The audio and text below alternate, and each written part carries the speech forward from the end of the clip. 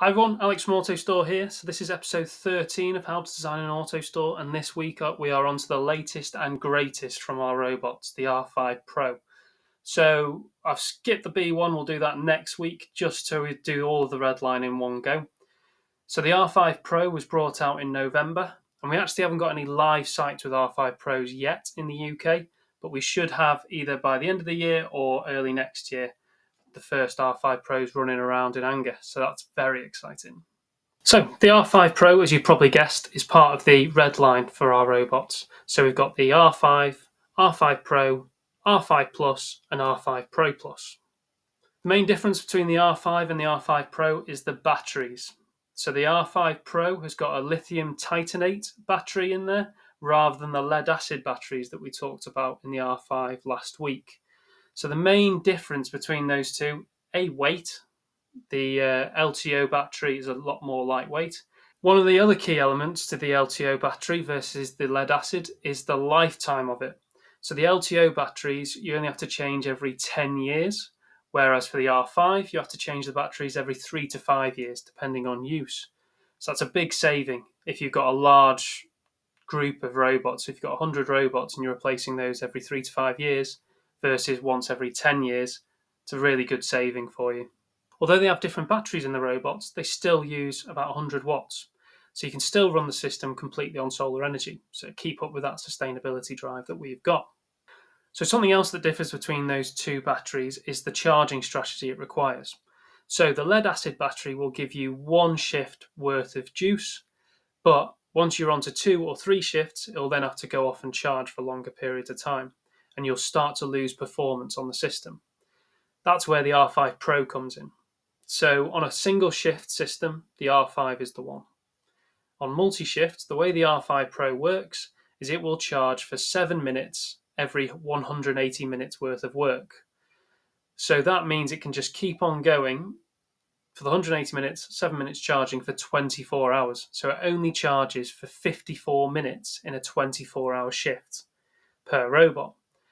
Whereas the R5 in a 24-hour operation would need 4 hours worth. So you're gaining about 3 hours worth of use in those robots each time.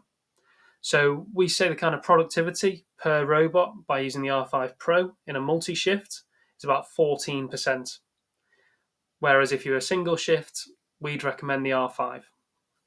So because the R5 Pro is about 14% more productive per robot, it means you need less robots on your grid in a multi-grid system. So that again reduces your cost.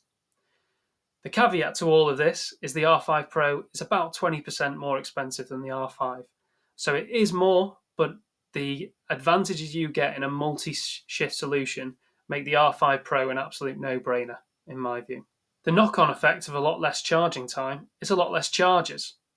So the R5 Pro requires 86% less charges than the R5, which is a lot.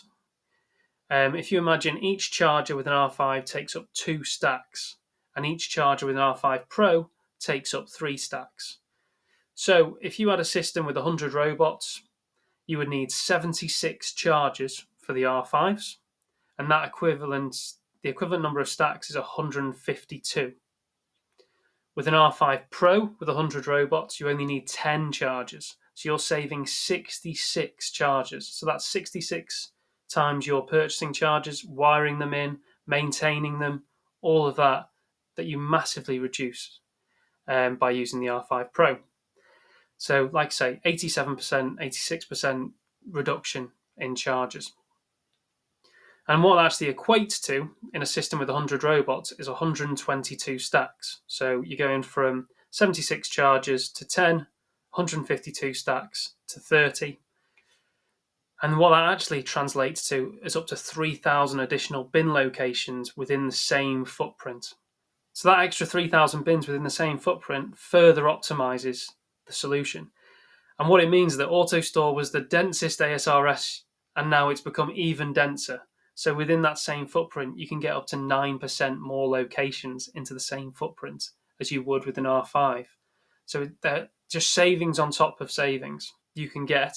So that's it for this week. The main takeaways between the R5 and the R5 Pro are the 14% increase in productivity per robot, and therefore the reduction in the number of robots you need, but only when you're on multi-shifts.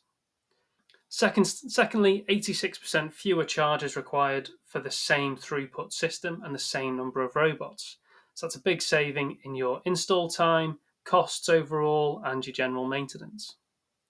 And number three, that reduction in charges gives you a 9% surplus in space for products and get 9% more bins in the same footprint.